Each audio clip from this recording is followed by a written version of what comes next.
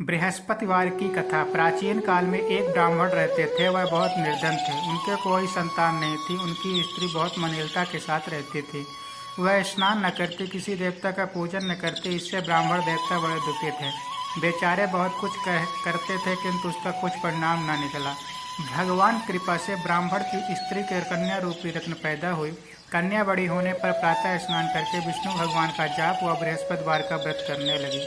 अपने पूजन पाठ को समाप्त करके विद्यालय जाते तो अपनी मुट्ठी में जौ भर कर ले जाती और पाठशाला के मार्ग में डालती जाती।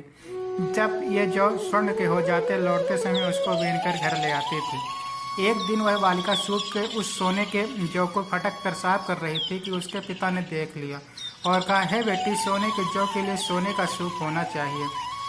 दूसरे दिन बृहस्पतिवार था। इस कन्या ने व्रत रखा और बृहस्पति देव से प्रार्थना करके कहा, मैंने आपकी पूजा सच्चे मन से की हो तो मेरे लिए सोने का सूप दे दो। बृहस्पति देव ने उसकी प्रार्थना स्वीकार कर ली। रोजाना की तरह कन्या जौ फैलाती हुई जाने लगी। जब लौटकर जौ बीन रही थी तो बृहस्पति देव की कृपा से सोने का सूप मिला। उसे वह घर ले आई और उसमें जौ साफ करने लगी, परंतु उसकी माँ का वही ढंग रहा। एक दिन की बात है, वह कन्या सोने के सूप में जौ साफ कर रही थी। उस समय उस शहर का राजपुत्र वहां होकर निकला। इस कन्या के रूप और कार्य को देखकर मोहित हो गया तथा अपने घर आकर भोजन तथा जल का त्याग कर उदास होकर लेट गया।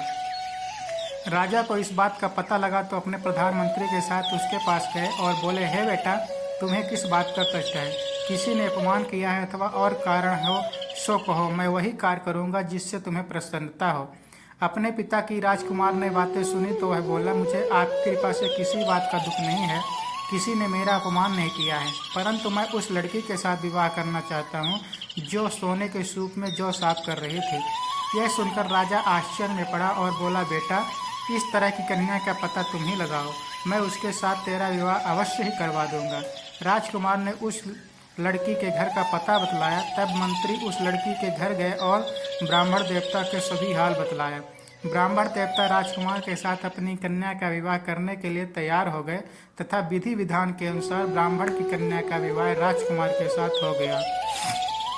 कन्या के घर से जाते ही पहले की भांति उस ब्राह्मण देवता के घर में गरीबी का निवास हो गया।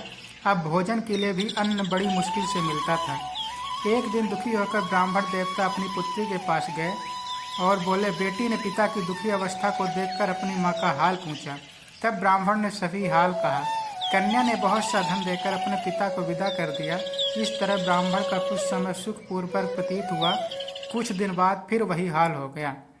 ब्राह्मण फिर अपनी कन्या के यहाँ गया और सारा हाल कहा तो लड़की ने बोली, हे पिताजी, आप माता जी को यहाँ लिवा लाओ, मैं उसे विधि बता दूंगी जिससे गरीबी दूर हो जाएगी।